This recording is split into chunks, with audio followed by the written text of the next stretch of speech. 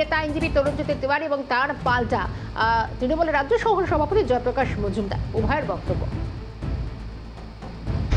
ওদেরকে যে তৃণমূল অফিসে খোঁজা হয়, তৃণমূলের সবকটা অফিসে তারা নিশ্চয়ই পাওয়া যাবে। তৃণমূলে লুকিয়ে রেখেছে। এবার ভোট আসছে, শাহজাহান ইজ ইম্পর্টেন্ট, শাহজাহানরা খুব ইম্পর্টেন্ট। ভোটের সময় এরাই ভোটিং মেশিনারি হিসেবে ইউজ হবে।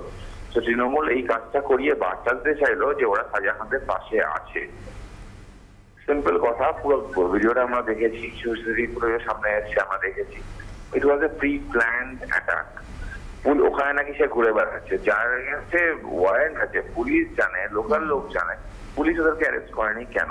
বিষয়টা হচ্ছে পুলিশ মন্ত্রী এবং মুখ্যমন্ত্রীর দেখাটা হয় না, তাই জন্য হয়তো এগুলো হয়ে যায়। মন্ত্রী এবং পুলিশ মন্ত্রী যদি দেখা হতো, তাহলে আমি আশা করি আমাদের মুখ্যমন্ত্রী পুলিশ মন্ত্রীকে বকা দিয়ে বলতেন যে তোমার পুলিশ এগুলো কি করছে। আপনারা কথায় কথায় বলছেন 48 ঘন্টা পেরিয়ে গেল, দুর্ঘটনার পরে 48 ঘন্টা পেরিয়েছে।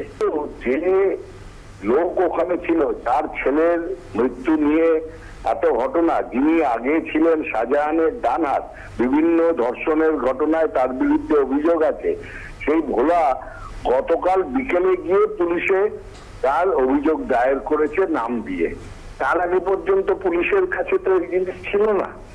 পুলিশ তো একটা দুর্ঘটনার কথা, অ্যাক্সিডেন্টের কথা তারা নিয়েছিলেন সেখানে, এবং সেখানে 24 ঘন্টাও হয়নি এখনো। আমার প্রথম প্রশ্ন, সে এত দেরি করে গেল কেন? বিজেপি তাকে প্রশ্ন করুক না, বিজেপিরই আশ্রয় আছে। যে পুলিশের কাজ করবে, পশ্চিমবঙ্গের পুলিশ দ্রুততার সঙ্গে কাজ করে, তারা নিশ্চয়ই কাজ করবে।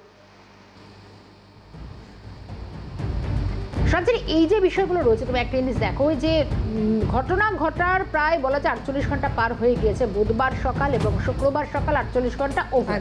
এবার বিষয় হচ্ছে যে অভিযোগটা যেটা দায়ের করেছে, যেটা জয়প্রকাশ দ্বারা বলছেন, যে সেটা হচ্ছে কিন্তু 24 ঘন্টা হয়নি, কারণ গতকাল প্রায় বিকেলের পর দেখা গিয়েছে যে নাজারতে যে পুলিশ ফাঁড়ি, রাজবাড়ী পুলিশ ফাঁড়ি, এবং সেখানেই কিন্তু 8 জনের বিরুদ্ধে অভিযোগটা দায়ের করেছেন ভোলানাথ ঘোষরা। বুধবার রাত পর্যন্ত কোনো অভিযোগ তারা করেননি।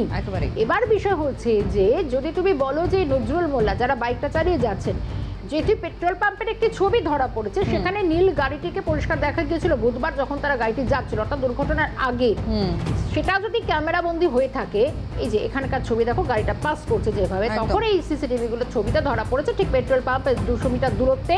কিন্তু প্রশ্ন হচ্ছে যে তারপর যদি বাইকে চড়ে সে নজরুল মোল্লার বাইকে করে চম্পট দিয়েছে যেমনটা বলা হচ্ছে, কিন্তু তারা তো আর হাওয়ায় মিলিয়ে যায় না, তারা গেলেনটা কোথায়? বা এরপর তো বা সিসিটিভিও এটাই শেষ নয়, আরো প্রচুর সিসিটিভি নিশ্চয়ই গোটা হাইওয়ে জুড়ে রয়েছে, 62 হাইওয়েতে, সেখানে নিশ্চয়ই। তাহলে কেন সেই জায়গাটা এখনো দেখা যাচ্ছে না? এবং আমাদেরও নজর থাকবে প্রশাসনের চটপট গতিবিধি কোন দিকে যায়। প্রশ্ন হচ্ছে এখানে যে ষড়যন্ত্রের তথ্যটা উঠে আসছে, এটাই এখন সব থেকে বড় ভাবাচ্ছে সিবিআইকেও। একদমই তাই। সুতরাং সেখানে ইতিমধ্যেই কিন্তু সেখানে ফরেন্সিক টিম তারাও পৌঁছে গিয়েছিলেন, এবং যে কথা তুমি বলছিলে শর্মিষ্ঠা, যে সেই ঘটনাস্থলে সিসিটিভি ফুটেজ না থাকলেও তারা 150 মিটার দূরের একটি সিসিটিভি ফুটেজ তারা ক্যাপচার করেছেন, এবং সেই সিসিটিভি ফুটেজ খতিয়ে দেখে তদন্ত এগোচ্ছে। কিন্তু সেটাই তো শেষ সিসিটিভি নয়, তারপরেও তো আরও সিসিটিভি থাকার কথা। যে যে রাস্তায় গাড়ি যাওয়ার সম্ভাবনা থাকতে পারে সেই সমস্ত রাস্তায় থাকার কথা, তাহলে গেল কোথায়? উবে তো যেতে পারে না। আমাদের সঙ্গে এই মুহূর্তে ফোন লাইনে রয়েছেন সিপিএম নেতা রবীন দেব। রবীনবাবু, আপনাকে ক্যালকাটা নিউজে স্বাগত। সন্দেশখালী যে দুর্ঘটনাটি ঘটেছে, সেই দুর্ঘটনার 48 ঘন্টা হয়ে গিয়েছে, এবং যে 48 ঘন্টা পরেও ট্রাক চালক, অর্থাৎ ঘাতক ট্রাক চালক, তিনি এখনো পর্যন্ত অধরা, এখনো পর্যন্ত তাকে ধরা যায়নি। এ বিষয় নিয়ে কি বলবেন?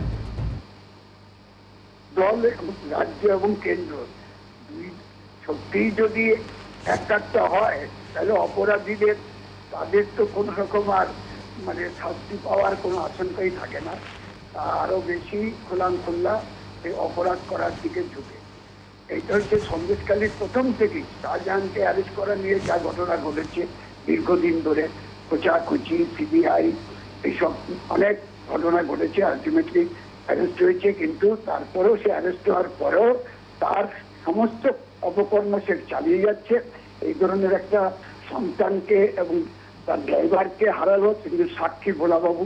স্বাভাবিকভাবেই এই ক্ষেত্রের সমস্ত দিক থেকে সরকার, প্রশাসন তারা তৎপর হবে, পুলিশ তৎপর হবে, যারা অপরাধী তাদেরকে অ্যারেস্ট করবে। তারা নানাভাবে যারা আন্দোলন সংগ্রাম করে ন্যায্য দাবিতে, জনগণের দাবিতে, সেই আন্দোলন সংগ্রামের অংশগ্রহণকারীদের তারা খুঁজে বের করতে 2 মিনিটও লাগে না, কিন্তু অপরাধীদের খুঁজে বের করার ক্ষেত্রে তাদের সমস্ত রকম, সে কেন্দ্র বলুন, রাজ্য বলুন, সিবিআই বলুন, এই সব ইডি বলুন, সব একইভাবে এই পশ্চিমবাংলায় আমরা সেই 2014 সালের 9ই মে সারদা কাণ্ডের সুপ্রিম কোর্টের রায়ের পর থেকে আমরা একই ভাবে দেখছি। সুতরাং এই ঘটনা শাহজাহানের ঘিরে বা এই সন্দেশকারীকে ঘিরে এই যে এখন ট্রাক চালক অধরা থাকছে এবং একজন নিহত হলো, 2 জন নিহত হলো ড্রাইভার সহ, তার বিচার করার, তার সুরাহা করার জন্য যেভাবে তৎপরতা দেখানো দরকার তা দেখাচ্ছে না। আমরা দাবি করছি অবিলম্বে এর সাথে একেবারে রবীন্দ্রবাবু, অনেক ধন্যবাদ আপাতত আপনাকে। ফোন